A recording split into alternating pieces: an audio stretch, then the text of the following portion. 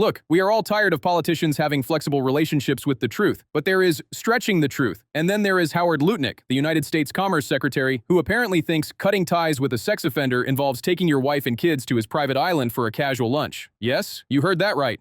The man who told the New York Post he vowed to never be in a room with that disgusting person ever again in 2005 actually went back for seconds. New DOJ files prove it. And if the Commerce Secretary can't remember a family vacation to a pedophile's island, what else is the government forgetting to tell us? Buckle up. We're opening the files. Let's start with the massage table myth. Lutnick swore that in 2005, he walked into Epstein's house, saw a massage table, got grossed out, and fled. A heroic exit. A moral stance. Except the new files show he returned. In 2012, 4 years after Epstein was a convicted sex offender, Lutnick took his wife, his 4 children, and his nannies to Little St. James. When grilled by the Senate, he called it a lunch stop while boating. Because when you're on a family boat trip, the best place to dock for sandwiches is the headquarters of an international trafficking ring. If Lutnick's lunch is bad, Les Wexner's accounting is worse. Wexner, the billionaire behind Victoria's Secret, paid Epstein $100 million. Why? The official story is that Epstein stole it, and this was a settlement. But in a letter found in the files, Epstein refers to having gang stuff with Wexner for 15 years. Gang stuff? Is that a legal term? Is that a Victoria's Secret sub-brand? Epstein suggested he had dirt on Wexner that he couldn't even tell Wexner's wife. When you pay a thief $100 million to go away, that's not a refund. That's rent. We have to talk about the royals. And no, it's not the good ones. New emails show Epstein asking a celebrity hairstylist, "Would you like Prince Andrew at your Monday Boom Boom?" Monday Boom Boom.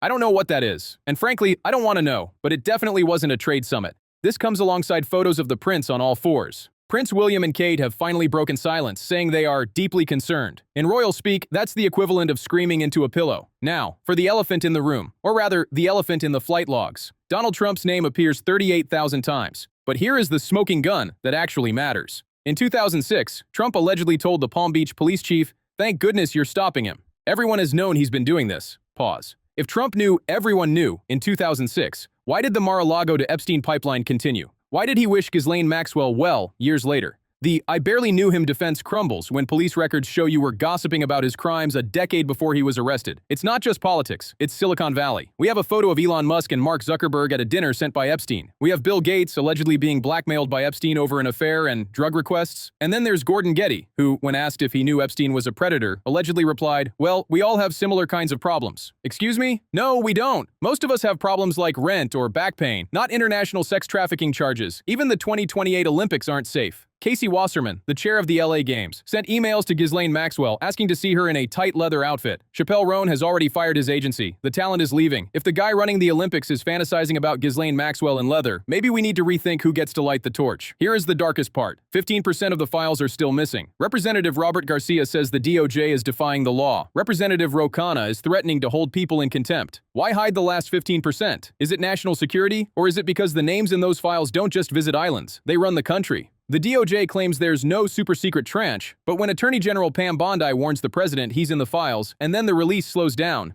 you don't need a conspiracy theory, you just need eyes. This isn't a partisan issue, it's a class issue. It's Democrats like Bill Clinton and Republicans like Donald Trump. It's tech moguls and royalty. It's the people who own the banks, the teams, and the networks. They want you arguing about red versus blue so you don't look at the green. They traded access, money, and silence while victims were abused. And now, they are all hoping you get bored and scroll away. Howard Lutnick is the canary in the coal mine. If he stays in power after lying to Congress about visiting a sex offender's island, the standard for public office is officially zero. Representative Thomas Massie is right. He should resign to make life easier on the president. But he won't, because in this circle, shame is a currency they stopped using a long time ago. But wait, there's too much corruption for normal me to go into every case, but here are a few more notable tidbits to chew on.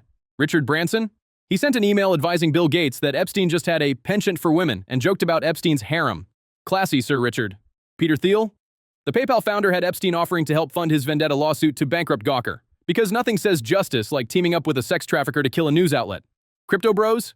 Epstein was an early investor in Coinbase. That's right, your Bitcoin wallet might have a few degrees of separation from Little St. James. Geopolitics? Epstein was even meeting with proxies for Indian Prime Minister Narendra Modi. Health gurus? Peter Attia, the longevity expert, emailed saying he went into Epstein withdrawal when they didn't hang out. All this, and with so many names redacted and so many files unreleased. We are closing the chapter on the idea that these people are untouchable. But the book isn't finished until the last page is read. So I have one question for you, and I want you to answer it honestly in the comments. If Howard Lutnick keeps his job after this admission, does the Epstein list even matter anymore? Or have we just accepted that the elite play by different rules? Let me know. And subscribe if you want the truth the news is too scared to tell you.